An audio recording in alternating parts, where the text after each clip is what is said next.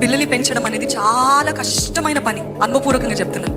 ఒకవేళ భర్తలు ఉద్యోగము కష్టం అని అంటే రాత్రి పగలు మమ్మ వంట చేయాలా, ఇల్లు తుడవాలా, బట్టలు ఉతకాలా, ఇవి చేయాలి అవి చేయాలి, ఇవన్నీ చేస్తూ మళ్ళీ పిల్లల్ని పట్టించుకుంటూ వారి బాగోగులు చూసుకోవడం, అది ఎంత స్ట్రెస్ అంటే ఇంట్లోనే ఉన్నావు కదా అని తీసి పడేయకండి. నువ్వేం చేస్తున్నావు పొద్దు నుండి ఇలాంటి ఇలాగుందంటే బిడ్డలు పోరండి, బిడ్డలు సతాయిస్తారండి. ఎంతగా శుభ్రం చేసిన వారు అలానే చేస్తున్నారు.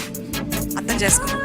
చూడండి, సామెతల గ్రంథము 31వ అధ్యాయము 31వ వచనంలో ఉంటుంది ఏంటంటే, తాను చేసిన పనిని బట్టి అట్టి దానికి ప్రతిఫలమీయదగును ఆమె పనులు ఆమెకి కొనియాడును అని తెలుగులో రాయబడింది. కానీ ఇంగ్లీష్లో ఏ రీతిగా ఉంటుందంటే, ఆనర్ హర్ అంటే మీ తల్లిని కానీ మీ భార్యని కానీ ఒకవేళ యోగ్యమైనదిగా జ్ఞానవంతురాలుగా ఉన్నట్లయితే మీ భార్యని అంటున్నానండి, కానీ తల్లిని అందరూ కూడా సన్మానించ బద్దులమై ఉన్నాము. Honour her for all that her hands have done and let her works bring her praise. Amen. తను చేసిన కార్యాలన్నిటిని బట్టి తనని సన్మానించాలని లోకం చెప్పేది కాదు, కానీ బైబిల్ చెప్తుంది. ఈరోజు తన సొంత చేతులతో మిమ్మల్ని పెంచి పెద్ద చేసింది కదా. ఈరోజు తల్లి మీద తండ్రి మీద ఆడిపోసుకుంటూ ఉంటాము చాలా మంది. నాకు ఇది చేయలేదే, నాకు ఇది డబ్బులు ఇవ్వలేదే, నాకు ఇలాగే చేసింది, మా అక్కని ఎక్కువ ప్రేమించింది, మా అన్నని ఎక్కువ ప్రేమించింది, నన్ను ప్రేమించలేదే అని చాలా మందికి చేదైన భావము తల్లి అంటే. ఎంతమంది నేను ఎటువంటి తల్లిదండ్రులైనా నేను క్షమించి నేను మనస్ఫూర్తిగా ప్రేమిస్తానన్న వారు చేతులు ఎత్తి హల్లెలూయా చెప్తారా? వెంటనే వారికి తెలియజేయండి, అమ్మా నా కోసం నువ్వు చేసిన త్యాగాలన్నిటిని బట్టి thank you for everything that you've done. Susanna Wesley గురించి ఎంతమంది విన్నారండి? చాలా తక్కువ మంది విన్నారు. సుజానా వెస్లీ ఎవరు అని అంటే, జాన్ వెస్లీ గారి గురించి ఎంతమంది విన్నారు? ఇంగ్లాండ్ దేశానికి చెందిన గొప్ప దైవజనుడు. Is a wonderful great man of God. Charles Wesley గురించి ఎంతమంది విన్నారండి? జాన్ వెస్లీ, చార్ల్స్ వెస్లీ అన్నవారు ఇద్దరు అన్న తమ్ముళ్ళు. గొప్ప సేవ, గొప్ప పరిచర్యను చేశారు. ఎవరా తన తల్లి అని చాలా మంది కనుక్కున్నప్పుడు సుజానా వెస్లీ. అసలు ఇంత గొప్ప దైవజనులు నువ్వు ఎలాగ తయారు చేసావమ్మా అని ఆమెని అడిగినప్పుడు, ఇంటర్వ్యూ చేసినప్పుడు, బికాస్ జాన్ వెస్లీ అనే గొప్ప దైవజనుడు ఇంగ్లాండ్ దేశం అంతా ఒక ఊపాడండి. ఉజ్జీవం రగిలింపజేశాడు. ఎంతగానో తగ్గించుకొని, ఎంతగానో దీనుడుగా తను మాట్లాడుతూ ఉంటే తన తమ్ముడేమో వాయిద్యాలు వాయించేవాడు, పాటలు రాసేవాడు.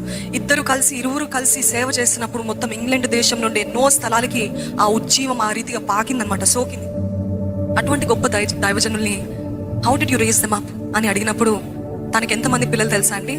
19 మంది పిల్లలు. ఎంతమంది? తానే కానీ అడాప్షన్ కాదు, 19 చిల్డ్రన్. ఈరోజు 4 పిల్లలకే 4 పిల్లలా అని అంటున్నారండి. మేము 7 పిల్లలా అంటున్నారు. మరి 19 పిల్లల్ని కన్నా తల్లి 19 పిల్లల్ని చూసుకోవాలంటే ఆషామాషియా? ఏమైనా ఈజీ జాబా? ఇంకా అప్పుడు ఎటువంటి సర్వెంట్స్ కానీ, తన సొంత భర్త తనకెంతో ద్రోహం చేసి త్రాగుబోతనంతో ఎంతగానో డబ్బులు ఖర్చు పెట్టి గ్యాంబ్లింగ్ ఆ రీతిగా ఉండేవాడు. ఎప్పుడు ఇంట్లో ఉండేవాడు కాదంట. అంటే తను సొంతంగా తను ఒక్కతే 19 మంది పిల్లల్ని పెంచిందంట. నో హెల్పర్స్, అక్కడ వాషింగ్ మిషన్ లేదు, అవెన్స్ లేవు, ఎటువంటి ఉపకరణాలు లేవు. కానీ అట్టి పరిస్థితిలో ఆమె 16 నియమాలు పెట్టిందంట పిల్లల్ని పెంచడానికి. 16 నియమాలు. వారికి ఎంత డిసిప్లిన్ నేర్పించింది, ఎంత క్రమశిక్షణ నేర్పించిందంటే వారు చెప్తారు, మేము ఈ రీతిగా ఉండటానికి మొదటిగా దేవుడు కారణము, రెండవది మా తల్లియే మాకు కారణము అని చెప్పారంట జాన్ వెస్లీ, చార్ల్స్ వెస్లీ వారు. ఎందుకు అని అంటే, వారు every person that was Born, every child that was Born, they had a rule. వారికి మాటలు, వారికి ఊహ వచ్చినప్పుడు దగ్గర నుండి ఈ రీతిగా ఉండాలి. టేబుల్ మేనర్స్ అంటే టేబుల్ దగ్గర వచ్చినప్పుడు నువ్వు చిరుతిండ్లు తినద్దు, మందులు వేసుకోవాలన్నప్పుడు గోల చేయొద్దు, ఎటువంటి లాడు లేదు, ఎటువంటిది లేదు. You have these rules and you have to follow these rules అని ఎంత క్రమశిక్షణతో పెంచిందంటే, అదే డిసిప్లిన్ ఏదైతే తల్లి నేర్పించిందో ఆ డిసిప్లిన్ వారి సేవలో కూడా వారు ఎంతగానో పాటించారంట. అందుకనే అంత మహా అభివృద్ధి పొందింది వారి సేవ. ఇంకొక వ్యక్తి ఉన్నాడు, చార్ల్స్ విండిల్ అని. ఆయన ఇప్పటికీ సజీవులుగానే ఉన్నారు, బ్రతికే ఉన్నారు. ఆయన తల్లిదండ్రులు ఎప్పుడు కూడా ఆయనని చూసి నువ్వు పనికిరాని వాడుకోరు, మీ అన్న చూడు ఎంత గొప్పవాడయ్యాడు, ఎంత చక్కగా చదువుతాడు, నువ్వేంటి అని ఎప్పుడు చూసినా పోలుస్తూ ఉండేవారంట, కంపేర్ చేస్తుండేవారంట. అట్లా కంపేర్ చేస్తుంటే ఈ బాబు అంటే ఈ చార్ల్స్ విండిల్ అనే యవన కాలంలో బాలుడుగా ఉన్నప్పుడు చాలా బాధపడేవాడంట, చాలా కృంగుదలలో ఉండేవాడంట. ఎంతో చెప్పలేని బాధ. ఇక్కడ ఉన్న వారికి అటువంటి అనుభవం ఎవరికైనా ఉందండి? నా తల్లిదండ్రులు నన్ను ఎప్పుడు చూసి నన్ను పోల్చేవారు, నాకు చాద కాదన్నవారు ఉన్నారా ఎవరైనా? ఇంత తక్కువ మంది ఉన్నారు. ఎంత ధన్యులండి, అంత చక్కటి తల్లిదండ్రులు కలిగినారు. ఒకసారి హల్లెలూయా చెప్తారా? దేవా నాకు ఇచ్చిన తల్లిదండ్రులు బట్టి నీకు వందనాలయ్యా. ఎవరైనా? ఇంత తక్కువ మంది ఉన్నారు. ఎంత ధన్యులండి, అంత చక్కటి తల్లిదండ్రులు కలిగినారు. ఒకసారి హల్లెలూయా చెప్తారా? దేవా నాకు ఇచ్చిన తల్లిదండ్రులు బట్టి నీకు వందనాలయ్యా. ఆ బాలుడిని ఆ రీతిగా వారు ఎప్పుడు చూసినా వేలెత్తి చూపించడము, తక్కువ అంచనా వేయటము, కించపరచడము, అన్నతోటి పోల్చడము అంత చేస్తా ఉంటే తను అలాగనే బాధపడుతూ కృంగుదల్లో దేవుని పైన ఆధారపడటము నేర్చుకున్నాడు. దేవుని పైన ఆధారపడటము నేర్చుకున్నప్పుడు ఎదిగే కొలది ఇంకా దేవునితోటి సాన్నిహిత్య సంబంధము కలిగి పెరిగి పెద్దగా అయిన తర్వాత గొప్ప సేవ పరిచర్యను ప్రారంభింపజేశాడని. ఇంచుమించు 2000 రేడియో స్టేషన్స్ ఆయన పేరు పైన ఉన్నాయి.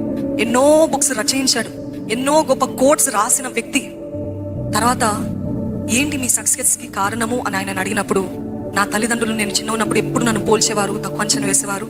అప్పటి నుండి దేవుని పైన ఆధారపడటము నేర్చుకున్నాను అని ఈ రీతి ఆయన చెప్తా ఉంటే, ఆయన ఇంటర్వ్యూ చేసిన వ్యక్తి అంటున్నారు, did your parents talk about you like that? ఇంత గొప్ప అచీవ్మెంట్స్ కలిగిన వ్యక్తివి, ఇంత గొప్పగా ఎన్ని రేడియో స్టేషన్స్, ఎన్ని టీవీ స్టేషన్స్, ఎన్ని books, best author, best selling author, ఇటువంటి నిన్ను అలాగ కించపరిచారని ఆశ్చర్యపోతే ఆయన అంటారు, ఏమంటారు తెలుసా?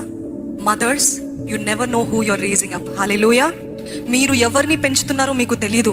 వారి చిన్నతనంలో వారి అల్లరిని చూసి వీడింతే అని మనము వారికి టైటిల్స్, బిరుదులు ఇచ్చేస్తుంటాము, కానీ you never know who you're raising up. ఇప్పుడు వారు చిన్నపిల్లలుగానే ఉన్నారు, కానీ రేపు వారు గొప్ప దైవజనులుగా మారతారేమో.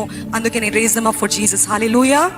వారిని దేవుని కోసం పెంచండి, దేవుని ప్రేమను కనపరచండి. దేవునికి నిమిత్తమై నా బిడ్డ, నా కుమారుడు, నా కుమార్తె, నాకు ఇచ్చిన బిడ్డలందరూ కూడా దేవుని మహిమార్థమై నిలబడాలి అని చెప్పి ప్రతి తల్లి, ప్రతి తండ్రి కూడా you have to know, I'm not raising an ordinary child. నమ్ముతున్నారా? నాకు బోర్ అవ్వట్లేదండి. ఎంతకాలం ఎట్లా విసిగిస్తాడండి మాటలు ఆపేసి, దేవా నువ్వు ఈ బిడ్డను నాకు ఇచ్చావయ్యా, ఏ రీతిగా పెంచాలో నాకు కావాల్సిన జ్ఞానాన్ని దయచి. ఎందుకంటే ప్రతి తల్లికి బిడ్డలు పెంచాలంటే జ్ఞానము కావాలి, అభిషేకము కావాలి. దేవా నాకు 2 జ్ఞానము దయచే, 2 అభిషేకము దయచే. ఈ బిడ్డని I will raise up for you Lord. నీ మహిమార్థం ఈ బిడ్డని పెంచుతానని చెప్పి ప్రతి తల్లి చేద్దాం.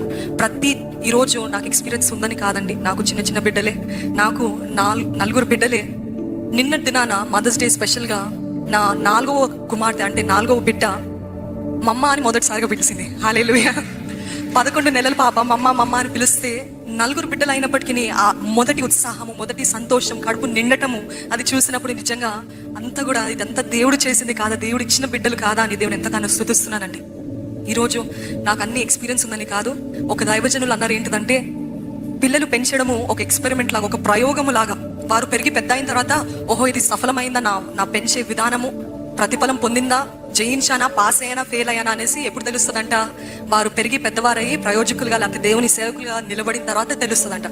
So mothers, and especially mothers, I request you all, this is an experiment, this is a test, ఇది ఒక పరీక్ష.